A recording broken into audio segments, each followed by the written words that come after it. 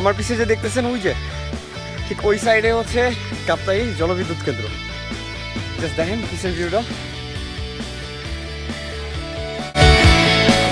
কাপ্তাই থেকে সিএনজিতে করে আসছে হচ্ছে জিপতলি। তো এই জিপতলির এইখানেই আছে, এই নিচেই আমরা দেখতে পাচ্ছি যে বোটগুলি আছে, এই বোটগুলি আমরা ভাড়া করছি। এই বোটে করে আমরা যাবো হচ্ছে উলুখুলি। সো উলুখুলি যতটুকু জানছি যে একটা গ্রাম, উলুছড়ি, সরি এক্সাক্ট উলুছড়ি। আর ওখানে হয়তো ঝর্ণা আছে, আদিবাসীদের সাথে থাকবো। সো আমরা একটু অপেক্ষা করি, কিছুক্ষণ পরে আমাদের সবাই চলে আসবে, সবাই নিয়ে আমরা যাব উলুছড়ি গ্রামে।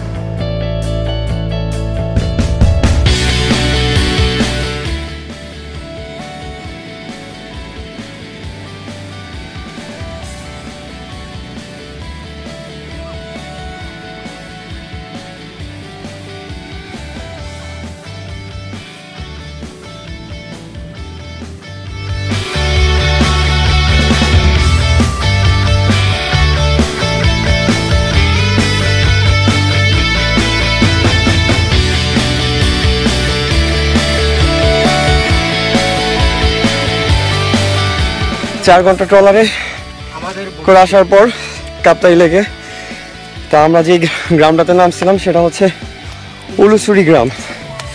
আর উলুছড়ি গ্রামের থেকে যে আমাদের গাইডের সাহায্য নিয়ে আমরা এখন হচ্ছে এক্সট্রিম লেভেলের কাদা প্লাস হচ্ছে বনের ভিতর দিয়ে হাইটা যাচ্ছি হচ্ছে। মামা, ঝর্ণাটার নাম কি জানো? আমার নাম ধূপপানি। আচ্ছা, আমরা যাচ্ছি এখন ধূপপানিতে।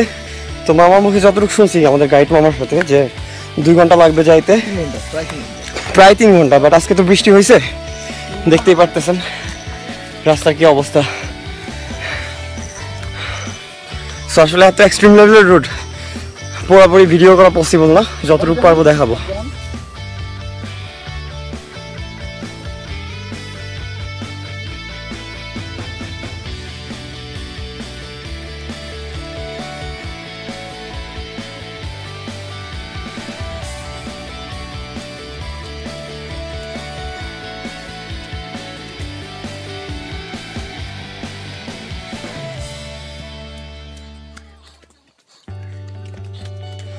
আমাদের ফার্স্ট পাহাড় ট্রেক করা শুরু হলো। এতক্ষণ সমতল ভূমিতে কাদা পানি ভাঙ্গা আসছি। যাই হোক, কেমন লাগে? একটা মজার ব্যাপার হচ্ছে প্রায় 5-6 কিলো ট্রেক করার পরেও এই বনের ভিতরে এখানে একটা পাড়া আছে ছোট। মামা, এই পাড়ার নাম কি? আচ্ছা, যাই হোক, ধূপপানি পাড়া। তো দেখেন জাস্ট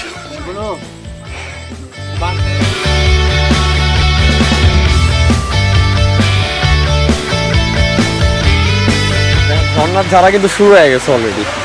লুক, প্রবলেম হচ্ছে এত সুন্দর জায়গা বাট বৃষ্টির কারণে প্রত্যেকটা রিভিউ নেওয়া পসিবল হচ্ছে না। নেক্সট টাইম ট্রাই করবো একটা ওয়াটারপ্রুফ মোবাইল নেওয়ার জন্য।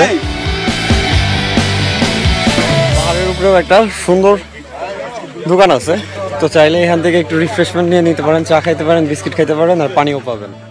ঝর্ণার আগে জাস্ট পাহাড়ের উপর থেকে দেখবেন যে ব্যাক সাইডে যে হোয়াইটগুলি দেখতেছেন এই পুরোটাই হচ্ছে মেঘ। জাস্ট এইখানে আসলে আর নীলগিরিতে কষ্ট করে যায় মেঘ দেখার দরকার নাই। জাস্ট দেখেন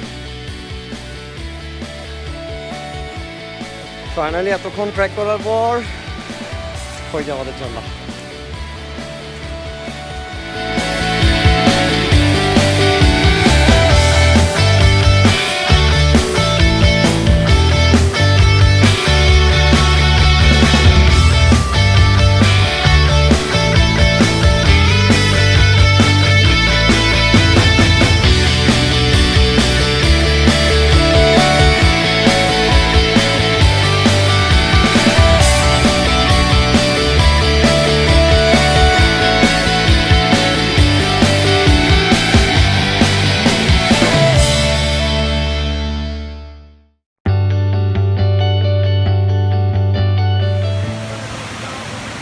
সাধারণ একটা ঝর্ণা, আমি আশা করি সবারই ভালো লাগবে, যেই এত কষ্ট করে আসবে সবারই ভালো লাগবে।